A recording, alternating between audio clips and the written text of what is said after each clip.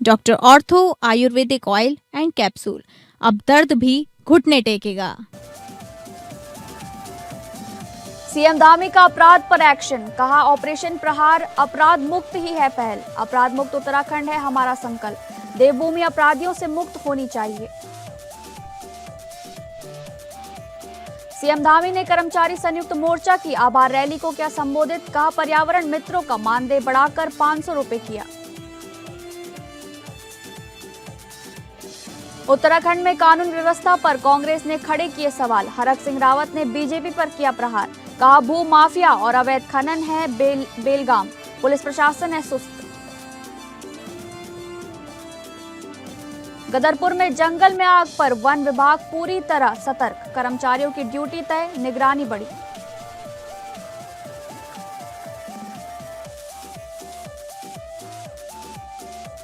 नमस्कार, आप सभी का स्वागत है उत्तराखंड न्यूज में। मैं हूं आपके साथ शालिनी राणा।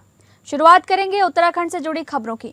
देहरादून में रिटायर्ड ब्रिगेडियर की हत्या और बढ़ते अपराधों के बाद उत्तराखंड के मुख्यमंत्री पुष्कर सिंह धामी ने कड़ा रुख अपनाते हुए अपराधियों के खिलाफ ऑपरेशन प्रहार चलाने के निर्देश दिए हैं। उन्होंने कहा कि देवभूमि पूरी तरह से स्वच्छ और साफ होनी चाहिए और कानून व्यवस्था से समझौता करने वालों को बख्शा नहीं जाएगा। ऑपरेशन प्रहार की मुख्य बातें हैं। मुख्यमंत्री ने मामले में लापरवाही बरतने वाले कुठालगेट चौकी इंचार्ज पुलिसकर्मियों को सस्पेंड कर दिया है। लक्ष्य है राज्य में ड्रग्स, भूमाफिया और आपराधिक गतिविधियों को जड़ से खत्म करना। धामी सरकार के अपराध और भ्रष्टाचार के प्रति जीरो टॉलरेंस नीति के तहत ये व्यापक अभियान चलाया जा रहा है। इस अभियान के तहत अपराधियों को ढूंढकर राज्य भर में कड़ी कानूनी कार्रवाई सुनिश्चित की जा रही है। मुख्यमंत्री ने स्पष्ट किया है कि देवभूमि की सुरक्षा और अस्मिता सर्वोपरि है। देवभूमि पूरी तरह से साफ होनी चाहिए, स्वच्छ होनी चाहिए और अपराध मुक्त होनी चाहिए, ये हमारा संकल्प है। पिछले दिनों जरूर कुछ एक घटनाएं आई हैं जो बहुत दुखद भी है और हमारे लिए एक तरह से चुनौती भी है कि हम इन सब घटनाओं को पूरी तरह से समाप्त करेंगे, इनकी पुनरावृत्ति न हो इस प्रकार की व्यवस्था करेंगे। ऑपरेशन प्रहार पुलिस विभाग ने शुरू किया है और उसके तहत बहुत सारे जो अपराधी हैं, गैंगस्टर हैं या पेशेवर अपराध में शामिल हैं, उन सभी को पकड़ने के लिए और जितने यहाँ पर हॉस्टल हैं, क्योंकि देहरादून में हजारों बच्चे देश के भी दुनिया के भी यहाँ पर शिक्षा के लिए आते हैं, अलग अलग इंस्टीट्यूशन में आते हैं, तो उन सभी की छानबीन कर रहे हैं और हॉस्टल संचालकों को भी चूंकि इसमें सहयोग करना होगा सभी को और सभी का जो पिछला रिकॉर्ड है वो भी खंगाल रहे हैं। जांच अभियान भी तेज किया है। रात में जो गश्त इत्यादि के जो पुलिस के द्वारा किए जाने हैं उसको भी पूरी तरह से नियमित किया जा रहा है। पूरी सख्ती की जाएगी, किसी भी कीमत पर कोई भी अपराधी होगा, जिसने भी अपराध किया है उन सब में किसी को छोड़ा नहीं जाएगा और पूरी सख्ती से जीरो टॉलरेंस के तहत इस पर भी काम होगा। मुख्यमंत्री पुष्कर सिंह धामी ने मुख्यमंत्री कैंप कार्यालय स्थित मुख्य सेवक सदन में उत्तराखंड निकाय कर्मचारी संयुक्त मोर्चा द्वारा आयोजित आभार रैली में प्रतिभाग किया। उन्होंने कर्मचारियों द्वारा व्यक्त किए गए सम्मान के प्रति आभार व्यक्त करते हुए इसे प्रदेश की देवतुल्य जनता को समर्पित बताया। मुख्यमंत्री ने कहा कि उत्तराखंड आस्था, संस्कृति और पर्यटन की दृष्टि से महत्वपूर्ण राज्य है। यहाँ नगर निकायों की भूमिका और अधिक महत्वपूर्ण होती जा रही है, विशेषकर चारधाम यात्रा, कांवड़ यात्रा और कुंभ जैसे आयोजनों के दौरान। उन्होंने कहा कि राज्य सरकार कर्मचारियों के सशक्तिकरण, सुरक्षा एवं संतुष्टि को सर्वोच्च प्राथमिकता दे रही है। मुख्यमंत्री ने कर्मचारियों को आश्वासित किया कि उनकी समस्याओं के समाधान के लिए सरकार संवेदनशीलता के साथ कार्य कर रही है और चरणबद्ध तरीके से सभी मांगों पर सकारात्मक निर्णय लिए जाएंगे। मुख्यमंत्री ने कहा कि राज्य सरकार द्वारा नगर निकाय कर्मचारियों एवं पर्यावरण मित्रों के हित में कई महत्वपूर्ण निर्णय लिए गए हैं, जिसमें पर्यावरण मित्रों का मानदेय बढ़ाकर 500 रुपए प्रतिदिन करना, चारधाम क्षेत्रों में कार्यरत कर्मचारियों को अतिरिक्त मानदेय प्रदान करना, वर्दी एवं स्नोबूट हेतु 2500 की सहायता, स्वास्थ्य एवं कल्याण योजनाओं के लिए वित्तीय प्रावधान, 5 लाख का ग्रुप टर्म लाइफ इंश्योरेंस लागू करना, ईपीएफ एवं ईएसआई लाभ सुनिश्चित करने हेतु निर्देश जारी करना, संविदा कर्मचारियों का वेतन 7,500 से बढ़ाकर 15,000 करने के साथ ही कई और निर्णय लिए गए हैं। किसी भी राज्य की जो विकास है इस बात पर निर्भर करता है कि उसमें कर्मचारियों की भूमिका क्या है, काम करने वाले लोग कैसे हैं। इसलिए राज्य के विकास में कर्मचारियों की भूमिका अत्यंत महत्वपूर्ण होती है।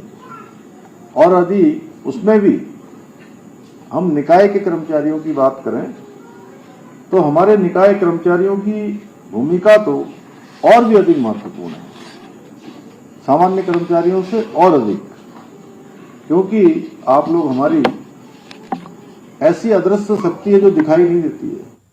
देहरादून में लगातार हो रही अपराध की घटनाओं पर विपक्ष ने सवाल खड़े किए हैं। कांग्रेस चुनाव प्रबंधन समिति के अध्यक्ष हरक सिंह रावत ने शासन प्रशासन पर गंभीर आरोप लगाते हुए कहा कि राजधानी में रायपुर रोड में पहले भी बार और पब थे, लेकिन आजकल इस प्रकार की अप्रिय घटना का कारण पुलिस का सख्त होना नहीं है। हरक सिंह रावत ने कहा कि देहरादून पांवटा साहिब हाईवे पर जब हम जाते हैं तो देखते हैं हाईवे के दोनों किनारे खेतों में 4-5 गाड़ियां खड़ी रहती हैं। उन गाड़ियों में अधिकतर गाड़ियां हरियाणा और दिल्ली की रहती हैं, जिससे ये समझ में आने लगा है कि वहां प्रॉपर्टी डीलिंग हो रही है। ये बात सिर्फ देहरादून नहीं बल्कि हरिद्वार की भी है। प्रॉपर्टी डीलिंग कैसे बढ़ गई, यानी आज भू माफिया और अवैध खनन वाले सक्रिय हो गए हैं, जिसका नतीजा हमें भुगतना पड़ रहा है। बाहर तो पहले भी थे, राजपुर में बाहर पहले भी थे, लेकिन ये कहीं ना कहीं पुलिस की जो सख्ताई नहीं है, ये एकाएक जो ये कुछ समय से ये 5-7-10 महीनों में मैं देख रहा हूं।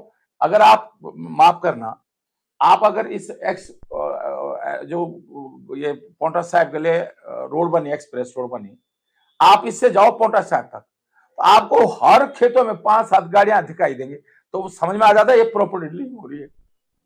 अब ये अचानक ऐसा, आप कहीं भी जाओ तो आपको 2-4 गाड़ियां जो है दिल्ली यूपी नंबर की और दिल्ली नंबर की, हरियाणा नंबर की 2-4 गाड़ियां आपको हर जगह दिखाई देंगी।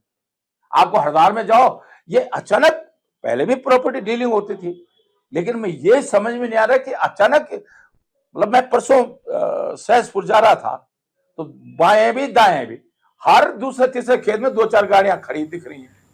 कांग्रेस पार्टी में शामिल होने के बाद पहली बार सितारगंज पहुंचे पूर्व विधायक नारायण पाल का कांग्रेस कार्यकर्ताओं ने जोरदार स्वागत किया। इस दौरान कार्यकर्ताओं ने फूल मालाएं पहनाकर उनका अभिनंदन किया और कार्यक्रम स्थल पर भारी भीड़ देखने को मिली। नारायण पाल के आगमन से कांग्रेस कार्यकर्ताओं में खासा उत्साह नजर आया। कार्यक्रम में नानकमता विधायक गोपाल सिंह राणा, कांग्रेस जिला अध्यक्ष हिमांशु गाबा सहित पार्टी के कई पदाधिकारी और कार्यकर्ता मौजूद रहे। नेताओं ने अपने संबोधन में भाजपा सरकार पर निशाना साधते हुए महंगाई, बेरोजगारी और कानून व्यवस्था जैसे मुद्दों को उठाया। पूर्व विधायक नारायण पाल ने कार्यकर्ताओं में 2027 विधानसभा चुनाव को लेकर जोश भरते हुए कहा कि सितारगंज की जनता बदलाव चाहती है और आने वाले चुनाव में कांग्रेस को मजबूती देगी। कार्यक्रम में कार्यकर्ताओं ने एकजुट होकर 2027 में कांग्रेस को जीत दिलाने का संकल्प लिया।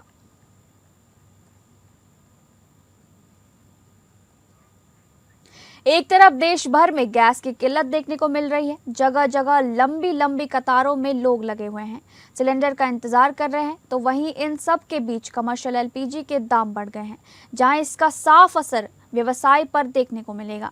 जनपद उधम सिंह नगर के जसपुर में भी इसका असर देखा जा रहा है, जहां कमर्शियल के दाम बढ़ने के बाद भी लोग सिलेंडरों के लिए लाइन में लगे हैं। कमर्शियल सिलेंडरों के दाम बढ़ने के बाद होटल और रेस्टोरेंट पर खान पान की सामग्रियों पर महंगाई का असर देखा गया है, जिसका असर आमजन को भुगतना पड़ेगा। दाम बढ़ने को लेकर इंडियन गैस एजेंसी जसपुर के मैनेजर ने बताया कि पिछले महीने कमर्शियल सिलेंडर का रेट 1990 रुपये था।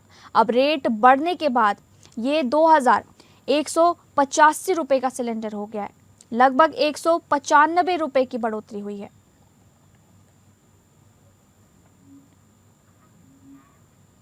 उत्तर रेलवे और झड़ीपानी भूमिधर विवाद थमने का नाम नहीं ले रहा है। लंबे समय से सीमांकन की मांग को लेकर भूमिधरों और उत्तर रेलवे के बीच विवाद चल रहा है।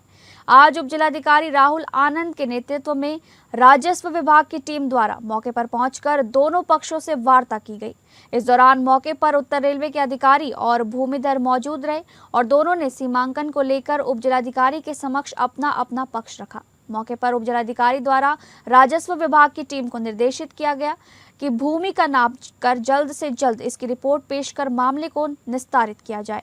उप जिलाधिकारी राहुल आनंद ने बताया कि दोनों पक्षों के दस्तावेजों को देखा गया है और दोनों का मिलान किया जाएगा। उन्होंने कहा कि मानचित्र के अनुसार उत्तर रेलवे और झड़ीपानी भूमिधर को निर्देशित किया गया है कि जब तक राजस्व विभाग की टीम द्वारा पूरी भूमि को नापा नहीं जाता तब तक किसी भी प्रकार का विवाद नहीं किया जाएगा।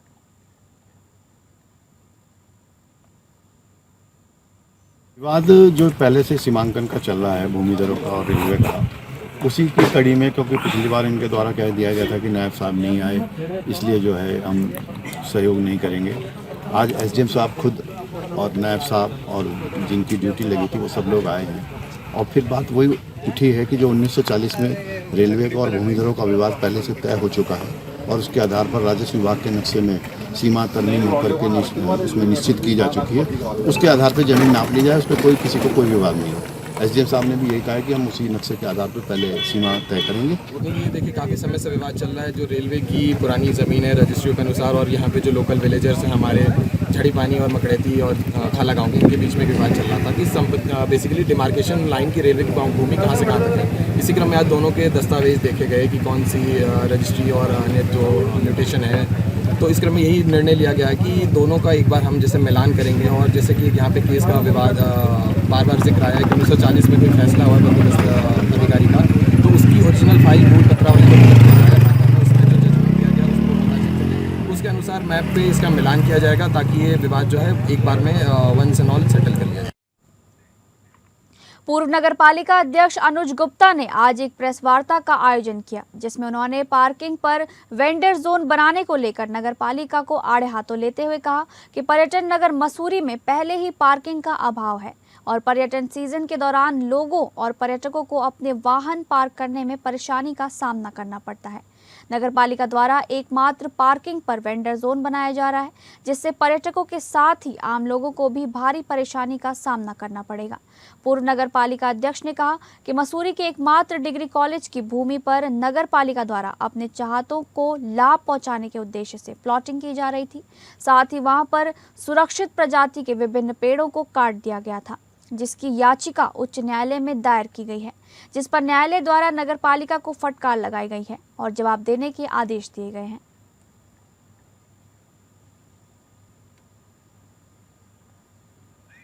उत्तराखंड हाईकोर्ट ने मसूरी नगर पालिका के द्वारा बिना वन विभाग की अनुमति के एमपीजी कॉलेज की भूमि पर सड़क निर्माण, खेल का मैदान बनाने के लिए बांज के पेड़ काटे जाने को लेकर दायर जनहित याचिका पर सुनवाई की। मामले की सुनवाई के बाद कोर्ट ने मसूरी नगर पालिका को झटका देते हुए वहां पर किसी भी तरह के पेड़ कटान पर रोक लगा दी है। कोर्ट ने नाराजगी व्यक्त करते हुए कहा कि किसकी अनुमति से पेड़ काटे जा रहे हैं और कोर्ट ने नगर पालिका, राज्य सरकार और वन विभाग से 4 सप्ताह में जवाब पेश करने को कहा है। मामले के अनुसार एमपीजी कॉलेज के छात्र संघ अध्यक्ष और पर्यावरण प्रेमी प्रवेश राणा ने जनहित याचिका दायर कर कहा है कि मसूरी में कई प्राइवेट स्टेट्स हैं, जिसमें बाज सहित कई बहुमूल्य पेड़ हैं और हर साल इनकी देखरेख वहां पर स्थित बड़े बड़े स्कूल करते आए हैं और पेड़ लगाए जाते हैं। उन्हीं में से एक एमपीजी कॉलेज भी है, जो 2 एकड़ भूमि पर फैला है। कॉलेज के हॉस्टल की भूमि पर नगर पालिका मसूरी के द्वारा खेल मैदान और सड़क निर्माण का काम करने के लिए निविदा निकालकर बाज के कई पेड़ काट दिए बिना वन विभाग की अनुमति के, जबकि बाज के पेड़ों की सुरक्षा के लिए एक 1948 का एक्ट भी है। पेड़ काटने के लिए अनुमति लेनी आवश्यक है, परंतु नगर पालिका ने किसी से कोई अनुमति नहीं ली गई। इस संबंध में उनके द्वारा 16 मार्च को नगर पालिका मसूरी को प्रत्यावेदन भी दिया, लेकिन पालिका ने उसको दरकिनार कर सुनवाई के दौरान याचिकाकर्ता ने काटे गए पेड़ों की फोटो भी कोर्ट में प्रेषित की, जिसका विरोध करते हुए पालिका की तरफ से कहा गया कि काटे गए पेड़ों की फोटो वहां की नहीं है। इस पर वन विभाग की तरफ से कहा गया कि ये फोटो वहीं की है। राज्य सरकार की तरफ से भी कहा गया कि इसके लिए पालिका ने अनुमति नहीं ली गई। सभी पक्षों को सुनने के बाद कोर्ट ने पेड़ कटान पर रोक लगाते हुए वन विभाग, राज्य सरकार और मसूरी नगर पालिका से 4 सप्ताह में जवाब पेश करने को कहा है।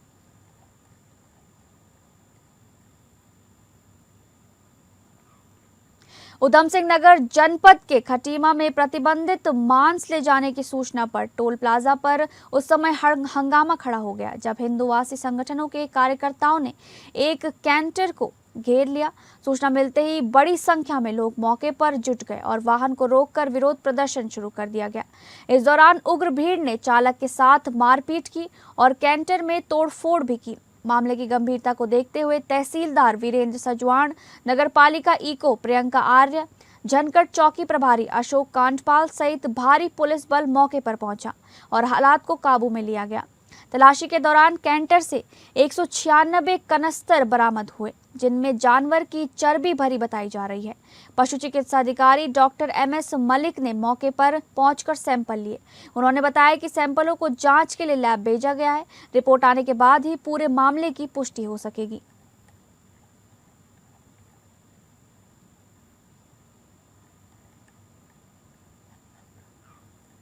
वनों को आग से बचाने के लिए वन विभाग पूरी तरह सतर्क हो गया है। टांडा रेंज में इस वर्ष आग से होने वाली घटनाओं को रोकने के लिए व्यापक तैयारियां की गई हैं।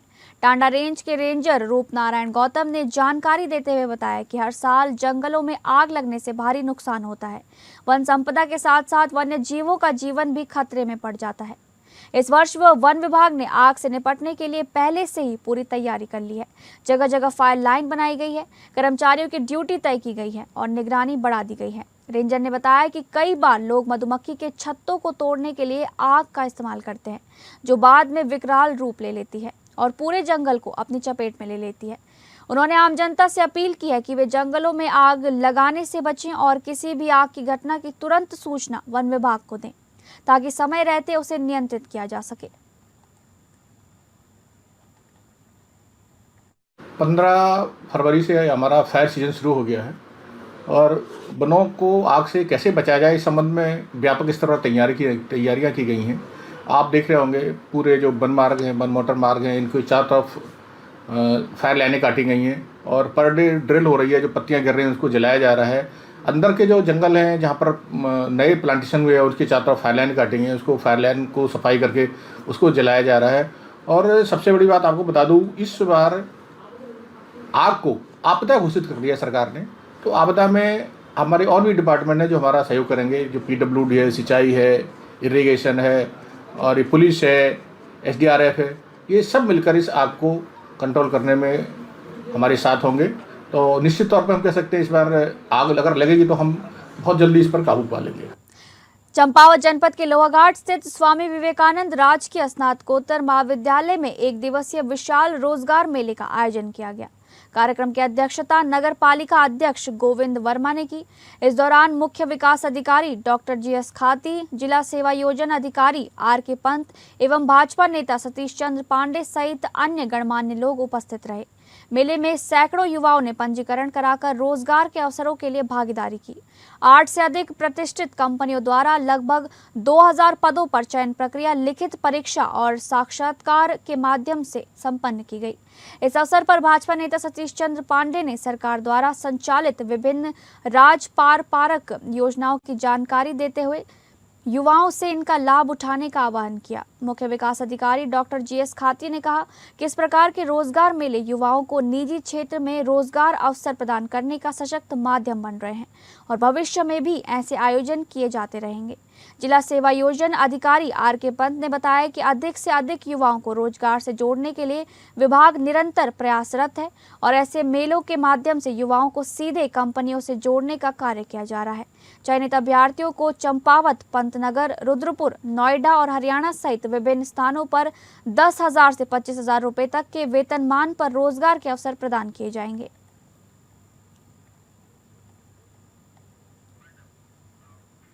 फिलहाल उत्तराखंड न्यूज में बस इतना ही। नमस्कार।